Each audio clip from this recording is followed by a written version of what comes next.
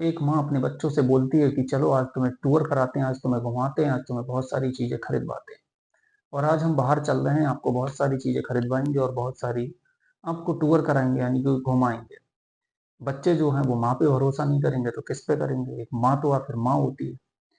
तो बच्चों ने उस माँ पे भरोसा किया करने के बाद वो बच्चे माँ के साथ अपने और चल देते हैं। जब माँ के साथ जाते हैं तो माँ बाइक से बिठा के बच्चों को और बाहर ले जाती है। तो जंगल के रास्ते जब जाती है तो बच्चे पूछते हैं माँ इधर कहाँ जा रहे हैं? तो वो उनसे बोल देती है कि बेटा आज हम इसी रास्ते से चल रहे हैं और ऐसे ही चलेंगे। वहाँ ले जाती है और बच्चों के साथ वो सब कुछ करती है जो उसे नहीं करना चाहिए। तो नमस्कार दोस्तों, मैं मैक्स कुमार आप सभी का स्वागत करता हूँ अपने यूट्यूब चैनल पे।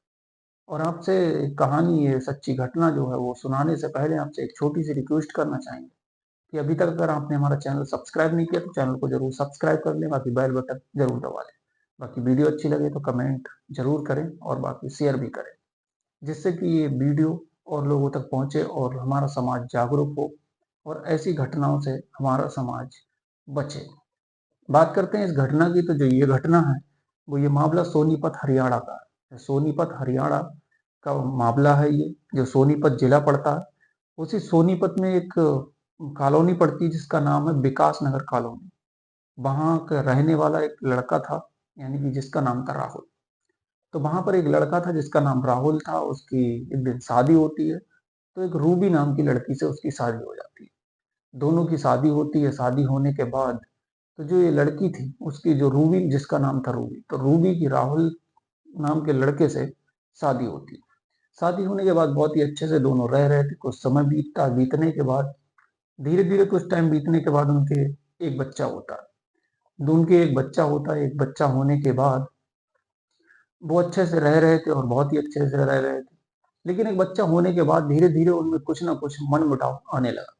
जब उनमें एक मनमुटाव आने लगा, आने के बाद इसे कुछ टाइम बीतता और बीतने के बाद उसके एक और बच्चा होता है। यानी कि दो लड़के होते हैं। वो जो रूबी है वो दो लड़कों को जन्म देती है, दो बच्चों को जन्म देती है। जब दो बच्चे होते हैं उनके, धीरे धीरे बच्चे की पढ़ाई लिखाई होना शुरू कराते हैं वो। लेकिन इसी बीच माता में और पिता में, यानी रूबी में और राहुल में, जो दोनों हस्बैंड वाइफ थे, पति पत्नी थे, दोनों में विवाद पैदा हो जाता है। दोनों में झगड़ा बन जाता है। दोनों अब एक दूसरे के साथ रहना नहीं चाह रहे थे। एक दूसरे से तलाक मांगने लगते हैं और तलाक मांगने के चक्कर में मामला यहाँ तक पहुंच जाता है कि कोर्ट में अर्जी दायर कर देते हैं। दोनों कोर्ट में अर्जी दायर करते हैं और तलाक तक मामला पहुंच जाता है। जब तलाक तक मामला पहुंचता तो ये आता ही है कि जो कोर्ट है वो तलाक दे देता। कोर्ट से उनका तलाक होता। तलाक होने के बाद जो रूबी है वो अपने अलग दूसरी जगह अलग रहने लगती है। जो राहुल था वो अपने अलग रहने लगता। दोनों अलग अलग हो जाते हैं। तो जो बच्चे थे वो बच्चे 2019 में जो अदालत थी उन्होंने उन बच्चों को माँ के साथ भेज दिया। यानी कि माँ को दे दिया, पिता को ना देकर दोनों बच्चों को माँ के साथ भेज दिया गया। जब दोनों बच्चों को माँ के साथ भेज दिया, अब वो दोनों बच्चे अपनी माँ के साथ बहुत अच्छे से वहां रह रहे थे। कुछ समय बीतने के बाद अब माँ अकेली, मतलब रूबी जो थी वो अकेली रहती थी उन बच्चों की माँ। जब वो अकेली रहती थी, रहने के बाद एक दिन मतलब ऐसा हुआ कि धीरे धीरे जो वहीं पर जहाँ वो रहती थी वहां पर एक मतलब लड़का रहता था जिसका नाम था नितिन। तो वहां पर एक जो नितिन नाम का व्यक्ति रहता था, तो उस नितिन नाम का व्यक्ति से उसका संपर्क हो जाता है। जब उसका उससे संपर्क होता है, संपर्क होने के बाद धीरे धीरे उन दोनों में बातचीत बढ़ जाती है और बातचीत होने के बाद उन दोनों में संबंध हो जाता है, यानी कि प्रेम प्रसंग शुरू हो जाता है। जब ये दोनों में प्रेम प्रसंग का मामला शुरू हो जाता है, होने के बाद अब वो दोनों, क्योंकि पति से अलग रह रही थी, तलाक ले रखा था, फिर वो उसी के मतलब वो साथ रहते, कोई चीज मंगानी होती, खाने पीने से लेकर सारा कुछ अब वो ही सब देखता था। इसी बीच होता ये था कि कभी भी अगर उसको रूबी को बुलाना होता था, नितिन को, या कुछ भी करना होता था, तो ये चीज बच्चे जो थे वो बड़े हो रहे थे धीरे धीरे। जब बच्चे बड़े हो गए थे धीरे धीरे, तो इसी बीच वो बच्चे तो वो बीच में रोड़ा बन रहे थे। अब उन्हें लग रहा था कि इन बच्चों को साइड कर देना चाहिए, किसी तरह से अलग कर देना चाहिए। लेकिन जो रूबी थी उन्होंने बच्चों को पहले अपने साथ ले रखा था। अब करती तो करती कि बच्चों को साथ रखना ही रखना था। तो फिर वो दोनों ने मिलकर कुछ प्लान बनाया और उन्होंने सोचा किस तरह से इन बच्चों को साइड कर दिया जाए। तो उन्होंने फिर धीरे धीरे इन बच्चों को साइड करने का प्लान बनाया और योजना बनाई और सोचा कि किस तरह से इन बच्चों को अलग किया जाए। तो उनके दिमाग में एक तरीका आया। एक तरीका आया, आने के बाद उन्होंने दोनों बच्चों को साथ लिया। यानी कि उन बच्चों की दोनों की मतलब हत्या करने की सोच ली। उन्होंने सोचा कि दोनों को मौत के घाट उतार दो और दोनों बच्चों को मार दो, उसके बाद हम दोनों बहुत अच्छे से रहने लगेंगे। यानी नितिन और जो उसकी प्रेम का बोले तो जो उनमें संबंध था, जो रूबी थी, तो अपने ही बच्चों को एक दिन आया, टाइम आया, उन्होंने अपने बच्चों से बोला, रूबी बोली अपने बच्चों को घुमाने के बहाने से, टूर कराने के बहाने से और बहुत सारी खरीदारी कराने के बहाने से दोनों बच्चों को बाहर लेकर चली जाती है। दोनों को बच्चों को लेकर और जो नितिन था उसके साथ बाहर जाती है, तो जंगल में पहुंचती है। पहुंचने के बाद ये जो रहने वाली थी वो सोनीपत की रहने वाली थी, लेकिन जो नितिन था वो बागपत यूपी का रहने वाला था। जब वो बागपत यूपी का रहने वाला था तो वहीं बागपत यूपी में जाकर, उत्तर प्रदेश में जाकर, और एक गांव पड़ता है, जिस गांव का नाम एक गांव पड़ता है जिसका नाम है बागपत में निरोजपुर गांव। तो निरोजपुर गांव पड़ता है बागपत में। वहां पर जाकर एक जंगल पड़ता, मतलब जंगल में बोले तो एक गन्ने के खेत में जाकर उन बच्चों के ले जाकर वहां गला दबा दिया। गला दबाकर दोनों बच्चे चीखते रहे, चिल्लाते रहे, लेकिन वहां कोई सुनने वाला नहीं था, सुनसान था।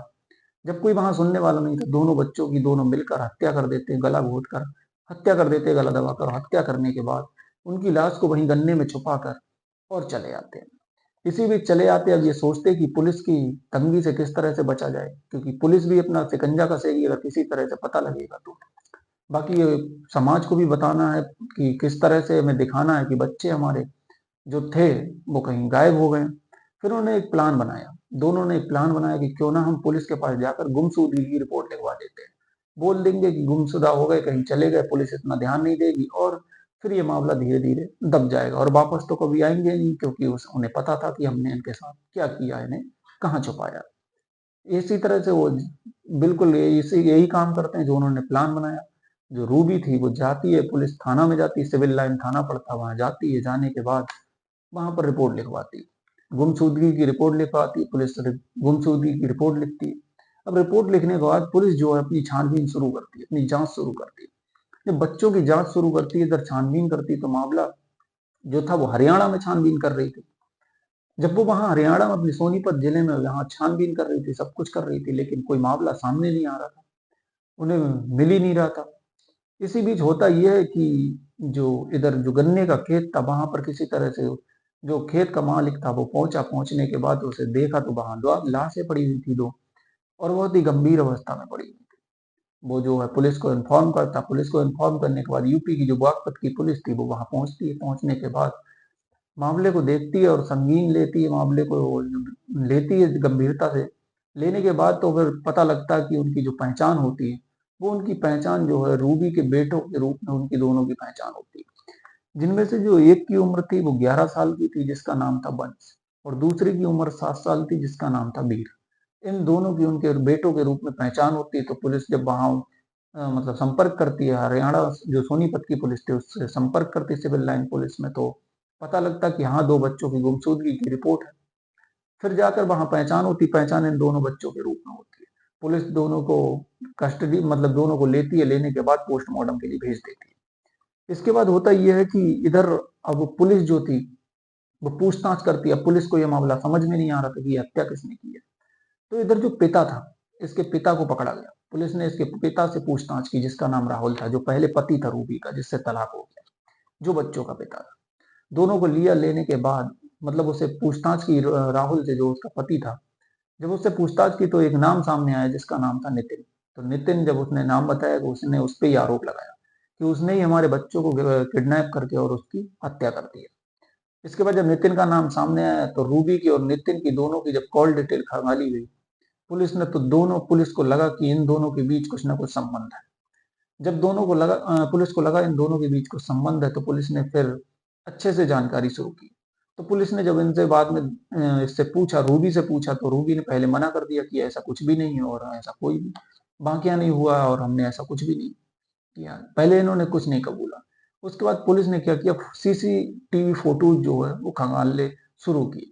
तो उस एरिया के जो सीसीटीवी फोटोज खंगाले, जब वहां से लेकर वहां तक के, तो इस बीच में पुलिस को पता लगता है कि ये दोनों, जो नितिन था और जो रूबी थी, दोनों बच्चों को ले जाते हुए बाइक से नजर आते हैं। जब पुलिस बच्चों को बाइक से ले जाते हुए नजर आते हैं, जब घटना की ये सारा कुछ बताया, तो पुलिस को शक हो जाता कि इन्हीं दोनों ने कुछ किया। फिर जब रूबी को पूरी कड़ाई से पूछताछ की जाती है, उसके बाद नितिन को जो प्रेमी था उसका, जिससे संबंध था, उसको भी गिरफ्तार किया जाता और दोनों को कड़ाई से जब पुलिस पूछताछ करती है, जब अपनी सख्ती से पूछती है, तब दोनों पूरा राज जो था वो उगलते हैं। फिर दोनों बताते हैं कि हमने किस किस कारण से, किस किस वजह से इन बच्चों को किस किस तरह से मारा। फिर वो पुलिस को बताते हैं पूरी घटना में क्या क्या हुआ, क्या क्या नहीं हुआ। फिर उन्होंने बताया कि ये बच्चे जो थे वो हमारे जो बीच में, दोनों के बीच में ये बाधा बन रहे थे, रोड़ा बन रहे थे। इस वजह से इन्हें हमें साइड से हटाना था, कोई हमारे पास और चारा नहीं था। इस वजह से इनकी हमने गला घोट कर हत्या करके और वहां दफना दिया। फिर ये मामला पुलिस तक पहुंचा, पुलिस ने दोनों को गिरफ्तार कर लिया। गिरफ्तार करने के बाद पुलिस अपनी आगे की कार्रवाई कर रही है। बाकी पुलिस जब अगले आगे की अपनी कार्रवाई कर रही है, बाकी इस कहानी का सुनाने का हमारा उद्देश्य ये नहीं किसी की भावनाओं को ठेस पहुंचे या किसी को कोई आहत हो। हमारा उद्देश्य इतना है कि सिर्फ हमारा समाज जो है वो हमारा समाज जागरूक हो, ऐसी घटनाओं से बचे। ऐसी घटनाएं जो दिन पर दिन सामने आती हैं वो घटनाएं ना हो। अब भरोसा इंसान करे तो करे किस पर? माँ बाप भाई बहन किस पर भरोसा करे? अब यही दो चार रिश्ते होते हैं जिन पर आंख बंद करके भरोसा किया जा सकता है, लेकिन इनमें भी ऐसी ऐसी घटनाएं सामने आती हैं जिन्हें किसी पर भी भरोसा करना बहुत ही मुश्किल हो जाता है। तो आपको कहानी कैसी लगी, आपको ये स्टोरी कैसी लगी, आप कमेंट सेक्शन में जरूर बताएं। आपसे फिर से एक छोटी सी रिक्वेस्ट करना चाहेंगे, अगर अभी तक आपने हमारा चैनल सब्सक्राइब नहीं किया तो चैनल को जरूर सब्सक्राइब कर लें, बाकी बेल बटन जरूर दबा लें। बाकी मिलते हैं अगले एपिसोड में, तब तक के लिए नमस्कार, धन्यवाद।